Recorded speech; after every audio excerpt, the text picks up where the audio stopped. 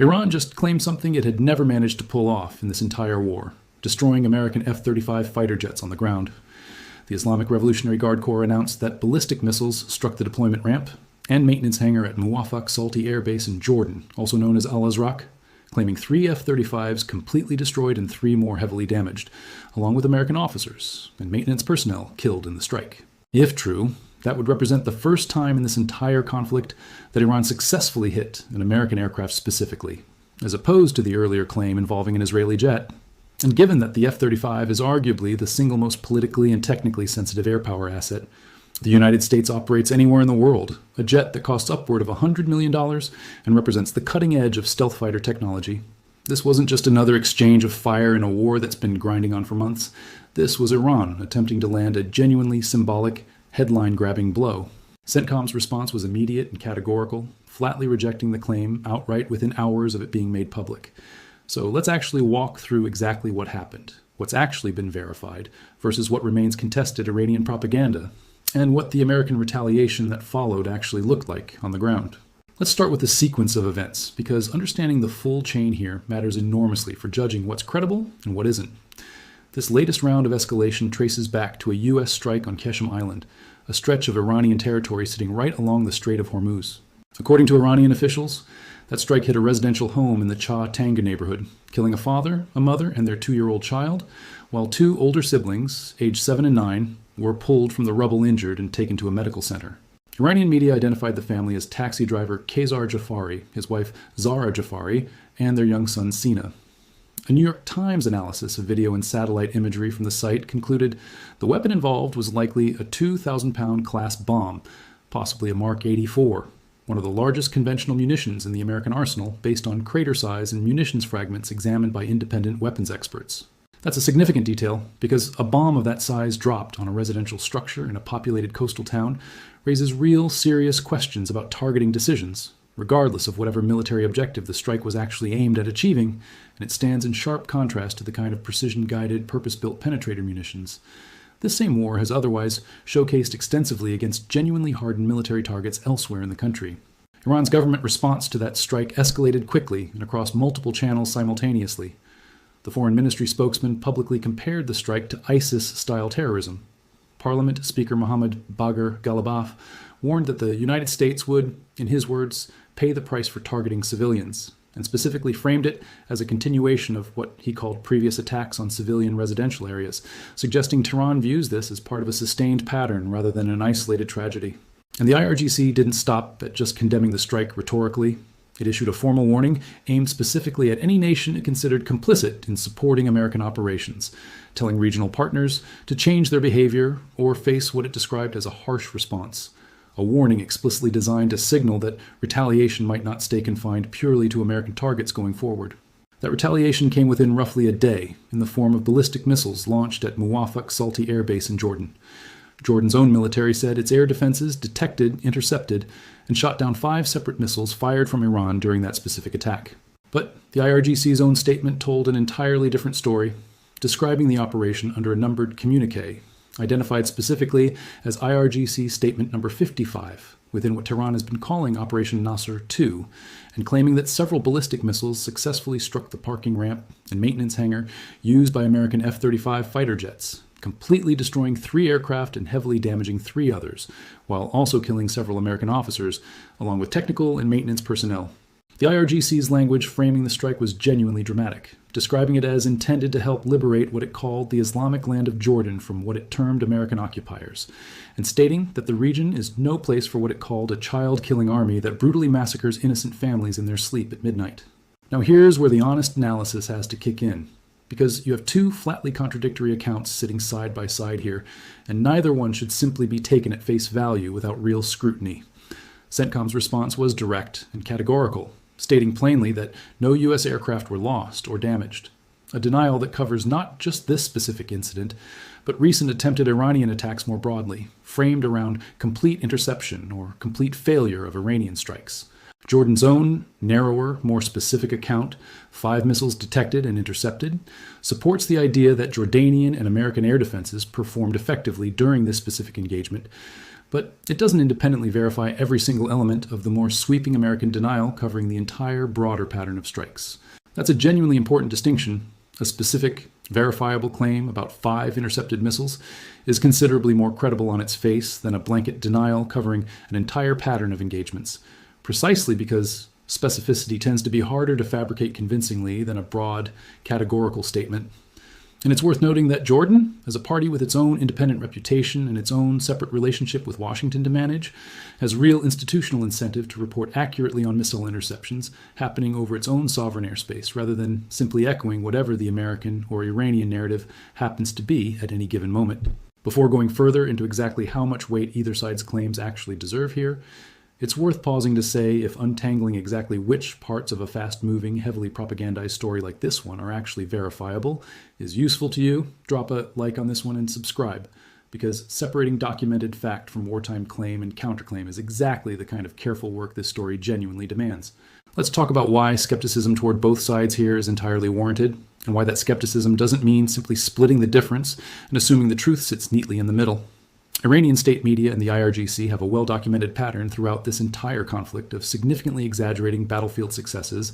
Multiple independent outlets covering this war have specifically noted that pattern when reporting on this exact incident, treating Tehran's claimed aircraft losses with appropriate caution rather than repeating them as confirmed fact. At the same time, it's also true that the American military has its own documented history in this specific conflict of downplaying casualties and declining to fully disclose damage at its own bases when asked directly, which means a flat, blanket denial from CENTCOM, while considerably more credible than Iran's specific and dramatic claims, isn't automatically beyond question either, particularly given how politically damaging it would be for the Pentagon to publicly confirm the destruction of America's most advanced and most expensive fighter aircraft on the ground in a war that's already deeply controversial domestically. There's also a broader pattern worth understanding here that helps explain why this specific claim, destroyed F-35s, carries so much more symbolic weight than a typical exchange of missile fire in this conflict. The F-35 represents the absolute pinnacle of what the American and Allied defense industry has produced in terms of stealth fighter technology, a 5th-generation aircraft that both the American and Israeli air forces rely on as a centerpiece of their operational capability throughout this entire war. Claiming to have destroyed several of them on the ground isn't just a tactical claim. It's a direct challenge to the entire premise that American air power operates from bases secure enough to be functionally untouchable, precisely the kind of premise the United States has built its entire regional military posture around throughout this conflict. That's exactly why Iran chose to frame the specific strike with as much dramatic, propagandistic language as it did, because even if the underlying claim turns out to be significantly exaggerated or entirely false, simply generating the headline, simply forcing CENTCOM into a defensive public denial, accomplishes a real psychological and propaganda objective, regardless of what actually happened on the ground at that specific hangar. A genuinely low-cost, high-reward move for a regime that has relatively few other ways left to visibly contest American air dominance after months of sustained bombardment against its own conventional military infrastructure. There's also a wider historical context worth walking through here before diving into the retaliation itself, because this specific F-35 incident wasn't actually the first time Iran had claimed some kind of success against the aircraft during this war. Back in March, an Israeli Air Force F-35 had reportedly been hit and forced into an emergency landing during an operation, with the IRGC claiming credit for that specific incident, which would have marked the first time Iran hit an F-35 belonging to either the United States or Israel throughout the entire conflict. That earlier claim came notably just after Defense Secretary Pete Hegseth had told a Pentagon briefing that Iran's air defenses had been, in his words, flattened, and had promised that the coming days' operation would represent the largest strike package of the entire war up to that point, a level of confident, almost boastful framing that made any subsequent Iranian claim of striking back land with even more symbolic weight than it might have carried on its own. That earlier March incident sets up an important pattern worth keeping in mind. Iran has repeatedly tried to claim credit for hitting exactly this specific aircraft type throughout the war, precisely because doing so directly undercuts the American and Israeli narrative of complete, unchallenged air superiority, regardless of how reliably any individual claim actually holds up under independent scrutiny. Let's talk about what happened after that specific exchange, because the American retaliation that followed was genuinely massive in scale, and it's worth walking through in detail. President Trump had already publicly promised a heavy response even before this specific Jordan strike, telling reporters at a White House press conference that the United States would, in his words, hit them very hard, adding that Iran already knew retaliation was coming and that Tehran had specifically asked the United States not to follow through. He went considerably further in separate remarks, vowing in blunt, unfiltered language that the United States would beat what he called the absolute hell out of Iran in response to the attack on Muwafaq Salti. That rhetoric translated into an actual operation within roughly a day, with CENTCOM confirming a sustained 2-hour-long wave of strikes hitting dozens of separate Revolutionary Guard targets simultaneously across Iran, including military command centers, missile and drone production and storage facilities, coastal surveillance and defense systems, and maritime capabilities, all struck within the same coordinated operation rather than spread out across multiple separate nights. Iranian state media reported strikes landing across an unusually wide geographic spread during that operation, hitting Keshem, Abadan, Avaz, Bushehr, Khazarun, and Farishband more or less simultaneously, with power cuts reported across Avaz, a major city in the oil-producing Khuzestan province, following the explosions there. The Revolutionary Guard reported 3 of its own personnel killed in a separate strike in the northwestern Zanjan province, naming them as Mahmoud Mollajabari, Mohammad Reza Chiragi, and Jamal Amiri. That's worth noting specifically because it shows this wasn't a single, narrowly targeted retaliatory strike aimed only at facilities directly tied to the Jordan attack. It was a broad, geographically dispersed operation touching multiple provinces at once, consistent with CENTCOM's own stated framing of the operation as aimed at reducing the overall threat to American forces, commercial shipping, and Gulf state partners, rather than narrowly punishing one specific facility in isolation. And Iran didn't simply absorb that retaliation quietly either. It kept the exchange going almost immediately, launching further strikes against American positions in both Jordan and Kuwait in the days that followed. The IRGC specifically claimed its forces destroyed hangars and a fuel depot at Ali al-Salem Air Base in Kuwait during that follow-up wave. Another claim that, consistent with the broader pattern running through this entire exchange, has not been independently verified and should be treated with exactly the same caution applied to the earlier F-35 claims. This back-and-forth rhythm, American strike, Iranian retaliatory claim, American counter-retaliation, further Iranian strikes, has become something close to a recognizable operational pattern throughout this specific phase of the war. Each side pushing the exchange forward while both sides simultaneously make claims about the other's losses that are considerably easier to state publicly than to independently verify. A rhythm that shows little sign of naturally winding down on its own without some kind of outside diplomatic intervention. It's worth taking a moment to actually explain how open-source intelligence analysts go about verifying or debunking a claim like this one, because it demystifies exactly what kind of evidence would actually settle this question definitively. Commercial satellite imagery providers now operate constellations capable of photographing specific military installations multiple times per day at resolution, sharp enough to distinguish individual aircraft, damaged hangar roofs, scorch marks and debris fields in a community of independent analysts, some affiliated with universities and think tanks, others simply skilled hobbyists with access to the same commercial imagery anyone can purchase, has spent this entire war cross-referencing exactly these kinds of claims against available imagery. That process has, over the course of this conflict, both confirmed and debunked numerous claims from both sides, giving the wider public a genuinely valuable, government-independent way of checking official statements against physical, photographic reality. The fact that this specific method hasn't yet produced any public confirmation of destroyed F-35s at Muwafaq Salti, despite the base being exactly the kind of high-profile target, analysts would be motivated to check quickly, given how dramatic the underlying claim is, leans the available evidence further toward skepticism. Though it's worth acknowledging that imagery analysis can sometimes take days or weeks to fully develop, particularly for a facility that may restrict exactly which angles and time windows are available for commercial satellites passing overhead. Now here's the honesty check, because it's important not to let either side's version of this specific story dominate the narrative uncritically. On the question of the destroyed F-35 specifically, the available evidence leans fairly clearly toward skepticism of Iran's claim. CENTCOM's denial, while not beyond all possible question, given the Pentagon's documented tendency toward downplaying its own losses in this conflict, is considerably more specific and more directly falsifiable than it might first appear, because destroyed fifth-generation stealth fighters at a named, specific base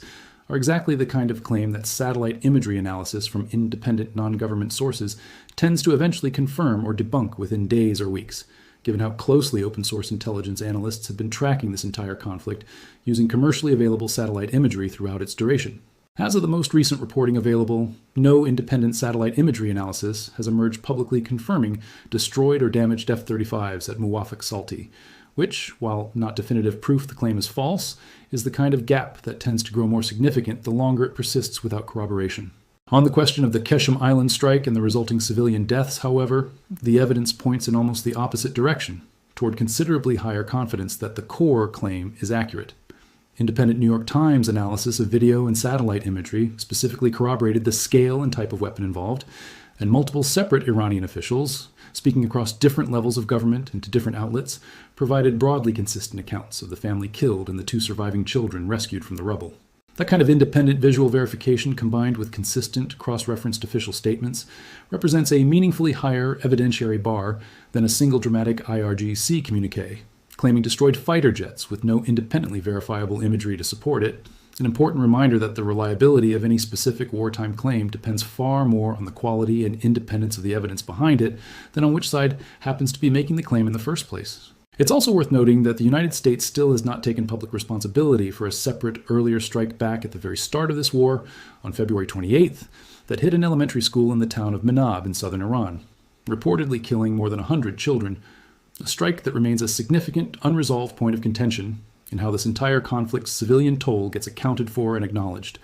and one that continues to shape how much benefit of the doubt independent observers are willing to extend to official American accounts of any individual strike months later. That asymmetry in verified civilian harm matters enormously for understanding the actual moral and strategic texture of this specific exchange, because it would be a mistake to treat this story as simply 2 equally matched propaganda claims canceling each other out. One side of this exchange, the claimed destruction of military hardware at a hardened airbase, remains genuinely unverified and reasonably subject to skepticism given Iran's well-documented pattern of exaggeration throughout this war. The other side, the deaths of a specific named civilian family in a residential neighborhood, has considerably stronger independent corroboration and fits into an already documented ongoing pattern of civilian casualties tied to American strikes throughout this conflict that the Pentagon has been reluctant to fully acknowledge or explain. Holding both of those realities simultaneously, skepticism toward Iran's military claims alongside genuine concern about documented civilian harm from American strikes is exactly what honest coverage of this specific incident actually requires.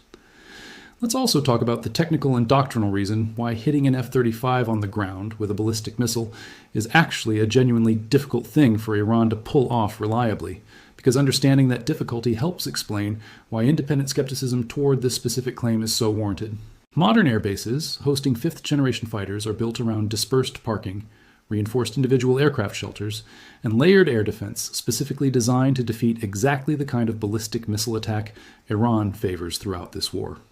Muwafaq Salti, as a Jordanian facility hosting American aircraft, would be expected to have exactly this kind of protective infrastructure in place, meaning a successful strike, destroying multiple aircraft, simultaneously, would require either a genuinely precise, well-guided ballistic missile capable of directly striking a specific hardened shelter, or extraordinarily good fortune, catching aircraft in an exposed position during maintenance or rearming, a narrow window that any well-run airbase actively works to minimize. Iran's ballistic missile arsenal, while genuinely large in raw numbers, has shown mixed accuracy throughout this conflict, with a significant proportion of launches either intercepted before reaching their target or missing their intended aim point by a wide enough margin to land well clear of the actual objective. That combination, hardened, dispersed parking on the defensive side, and inconsistent precision on the offensive side, is exactly why independent analysts approach any claim of multiple destroyed 5th-generation fighters with real caution. The physics and doctrine of modern airbase defense make this specific outcome considerably less likely than Iran's dramatic public statement suggests,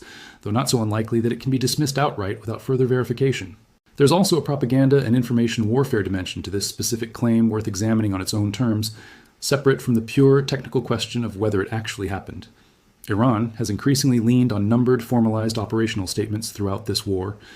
exactly like the IRGC Statement Number 55, issued as part of what it's calling Operation Nasr II, a naming and numbering convention that mimics the kind of formal military communique structure used by more conventional, professionalized militaries. That stylistic choice appears deliberate, designed to lend an air of bureaucratic credibility and precision to claims that often can't actually be independently verified.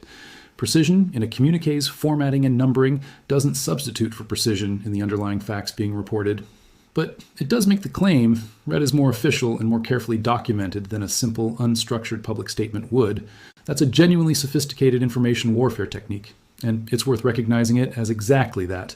a deliberate presentational choice designed to increase the perceived credibility of a claim rather than mistaking formal-sounding structure for actual independent verification. Let's talk about the broader trajectory this specific exchange fits into, because it's worth understanding how this connects to the wider pattern of American casualties and Iranian retaliation running throughout this entire conflict.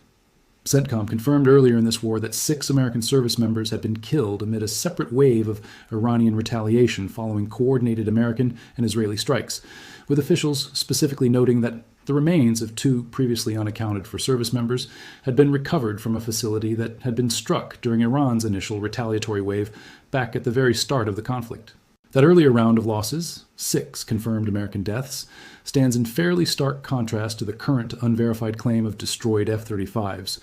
illustrating a broader pattern throughout this war, where Iran's confirmed, documented successes against American forces have generally come through missile and drone strikes against personnel and softer targets, rather than through successfully destroying America's most advanced and most heavily defended aircraft,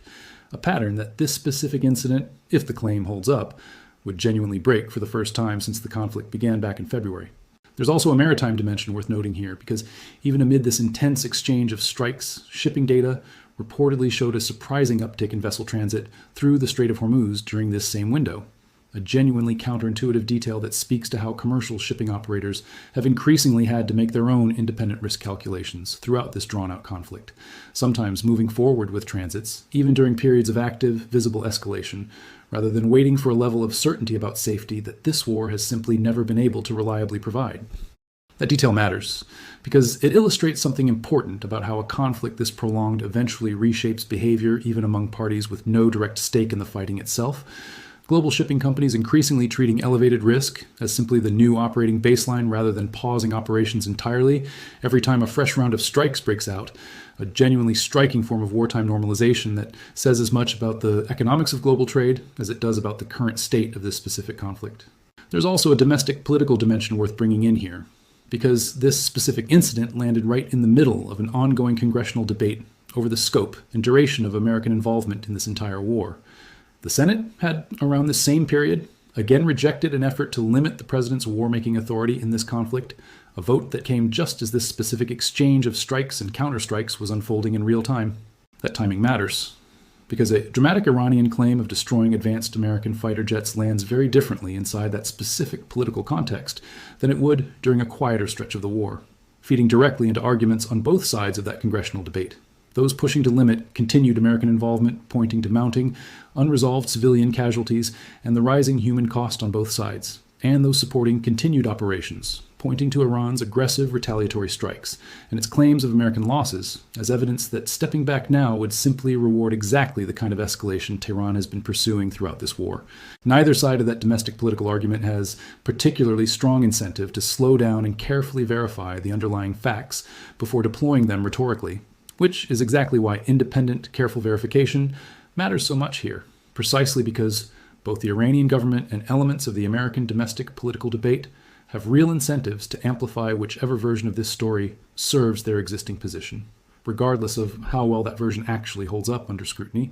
There's one more thread worth pulling on before wrapping up, because it speaks to just how difficult independent verification has become as this war has dragged on for months across an increasingly wide geographic footprint. This exchange alone touched Jordan, Kuwait, and at least 6 separate Iranian cities within the span of just a few days,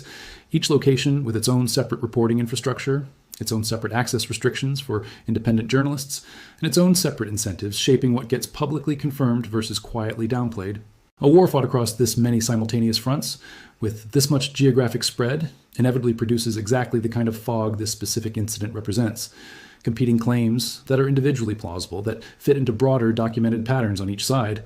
but that resist the kind of clean, singular, verified resolution audiences understandably want from a story this dramatic. That's not a failure of reporting. It's simply an honest reflection of how genuinely difficult real-time verification becomes once a conflict reaches this scale and this level of geographic dispersal,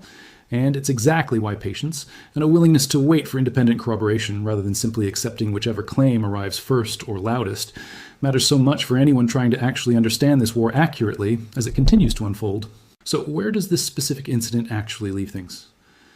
The most responsible read of the available evidence right now is that Iran's claim of destroying 3 F-35s and damaging 3 more at Muwafaq Salti Air Base remains unverified and should be treated with real skepticism. consistent with Tehran's well-documented pattern of exaggerating battlefield successes throughout this entire war, while the underlying American strike on Qeshm Island that triggered this specific round of retaliation appears considerably better, corroborated by independent visual analysis and consistent official Iranian accounts, fitting into an already troubling pattern of civilian casualties from American operations that the Pentagon has repeatedly declined to fully address or explain. The retaliatory cycle that followed, American strikes across 6 separate Iranian cities within a single coordinated 2-hour operation, followed by further Iranian strikes on American positions in both Jordan and Kuwait, represents exactly the kind of self-sustaining, mutually reinforcing escalation pattern that's defined this entire war, each side's actual or claimed losses feeding directly into the next round of retaliation, with independent verification consistently lagging well behind the pace of both sides' public claims. There's also something worth saying plainly about the specific human cost sitting underneath all of this military claim and counterclaim, because it's genuinely easy for a story built around fighter jets, missile interception rates, and propaganda technique to lose sight of the fact that a 2-year-old child died in this exchange, along with his parents, and that this specific tragedy is not an isolated incident, but part of a documented pattern running throughout this entire war. Whatever the ultimate truth turns out to be about the F-35s at Muwafaq Salti, the deaths on Qeshm Island represent a real, substantially corroborated human cost that deserves to be treated with exactly that weight, not reduced to a footnote in a broader story about competing military claims, and not treated as simply one more unverifiable assertion in a war that has produced no shortage of them. The imbalance in how confidently each side's claims can currently be assessed, real skepticism warranted toward the military hardware claims, considerably less skepticism warranted toward the documented civilian toll, is itself one of the more important things this specific incident reveals about how this entire war has actually been fought and reported on. What do you think? Do you think Iran's claimed F-35 kills eventually get independently confirmed through satellite imagery once enough time has passed? Or do you think this joins a long list of dramatic Iranian battlefield claims that never actually get corroborated by anything beyond the IRGC's own statements? Let us know what you think down in the comments. And let us know, too, how you think about weighing genuinely unverified military claims against the more solidly corroborated reports of civilian harm running throughout this same story. Because that balance is exactly the kind of judgment call that matters enormously for understanding this war accurately, rather than just picking whichever side's narrative happens to be more dramatic or more emotionally compelling in the moment. And reasonable, inform people that watching this exact same set of facts can genuinely land in different places on exactly how much weight to give each competing claim. And if breaking down exactly which claims in a fast-moving conflict like this one actually hold up to scrutiny is the kind of analysis you want more of, go ahead and subscribe, and share this with anyone who's been trying to separate verified fact from wartime propaganda on both sides of this conflict. Thanks so much for watching, and we'll keep tracking this one closely as more information, hopefully independently verified information, continues to come to light, particularly whatever satellite imagery or independent open source analysis eventually emerges to either confirm or definitively debunk exactly what happened at that hangar in Jordan, and whatever accountability, if any, ultimately follows for what happened to a single family on Qeshm Island whose deaths deserve to be remembered as more than just a line item in a much larger, much more contested story.